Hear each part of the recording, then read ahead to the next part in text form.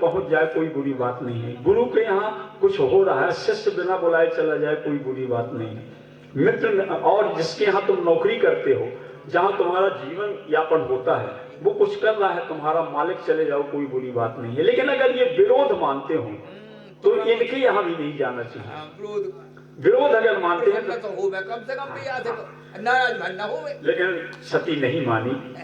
कह देखा हर जतन बहु रहे न दक्ष कुमारी, अतिये मुख गण संग तब विदा कीन त्रिपुरारी। हर प्रकार से मना करके समझा करके हार गए जब भगवान शंकर। सती नहीं मानी तो कुछ 10-5 गण दे दिए साथ में कि ये मेरी प्रतिष्ठा का सवाल है, नहीं तो ये अकेले भी जा सकती है। जैसे कोई स्त्री अपने मायके ऐसे चल दे अकेले तो थोड़ा पोजीशन का सवाल तो आएगा, साथ में भेजना चाहिए किसी को। तो उन्होंने 2-4 गण दे दिए, बोले जाओ। जब गई तो वहां पहुंची तो क्या देखा, पिता भवन जब गई भवानी। अब मिलने के लिए जी तो चाह रहा है उनकी सहेलियों का, सबका, लेकिन दक्ष का डर था, इससे हम मिलेंगे तो दक्ष नाराज हो जाएगा। कि पिता भवन जब गई भवानी, अध्यक्ष त्रास का हुन सनमानी। पिता भवन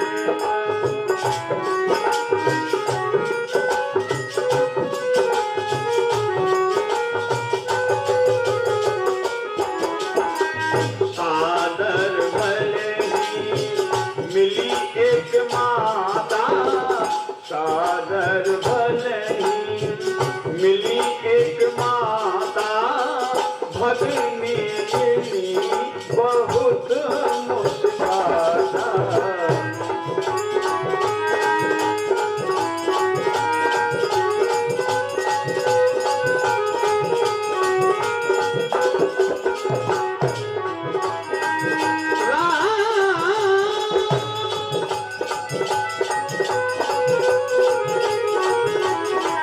सती जाए दे क्यों तब जागा, कतहु न दीख सब कर भागा।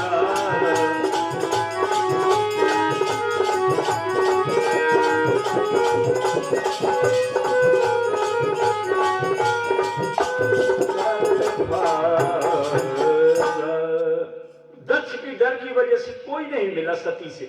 सादर भले ही मिली एक माता। माँ का प्रेम तो पुत्री से होते ही है, सिर्फ माँ भर प्रेम से मिली। अब भगनी मिली बहुत मुस्काता, व्यंग करती हुई मिली। जो बहनें थी बोले जा गई बिना बुलाए, वो ऐसे मिली। अब तब चित चढ़ो जो शंकर कहो। अब सती के अंदर की शंकर जी ने ठीक कहा था, नहीं आना चाहिए मुझे। अब गई तो जहां पे यज्ञ हो रहा था, यज्ञ मंडप में गई तो सभी की पीठें लगी थी वहां, माने ब्रह्मा की, विष्णु की, इंद्र की, जितने भी नवग्रह की, खोरस मात्र का है, ये सब जो है बने थी वहां। लेकिन कतहु न दीख शंभु कर भागा, भगवान शंकर का कोई भाग नहीं लगा था। तो देखिए सती को पति अपमान न जाए सहे, पति का प्रत्याग बर्दाश्त कर लिया सती ने। शंकर भगवान ने सती का त्याग कर दिया, वो सह नहीं वो, लेकिन पति अपमान न जाए सहे, पति का अपमान नहीं बर्दाश्त कर पाए। और अब उन्होंने सोचा कि मेरा मर जाना ही उचित है, इसलिए कि अगर मैं जीवित रहूंगी तो कहलाऊंगी तो दक्ष की पुत्री। लोग यही कहेंगे कि दक्ष की बिटिया। ये नाम कब खत्म होगा, जब मैं इस दक्ष के द्वारा जो शरीर मुझे मिला है, जब इसको नष्ट कर दूंगी।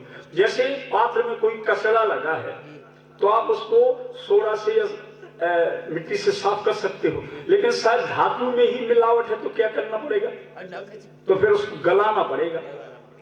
तो जब मरने के लिए तैयार हुई सती तो भगवान शंकर समझ गए, वहीं कैलाश से कि ये तो मरना चाहती।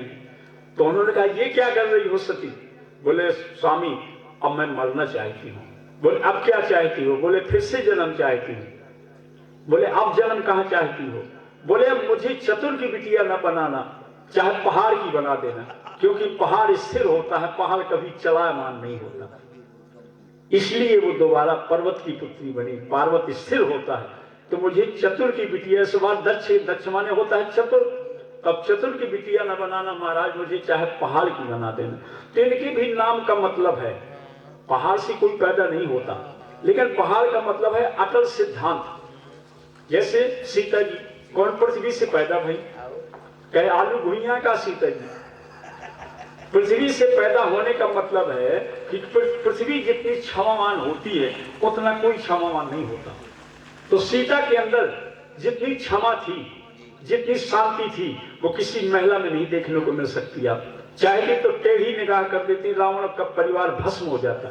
सीता ने कभी अपने शक्ति का प्रदर्शन नहीं किया।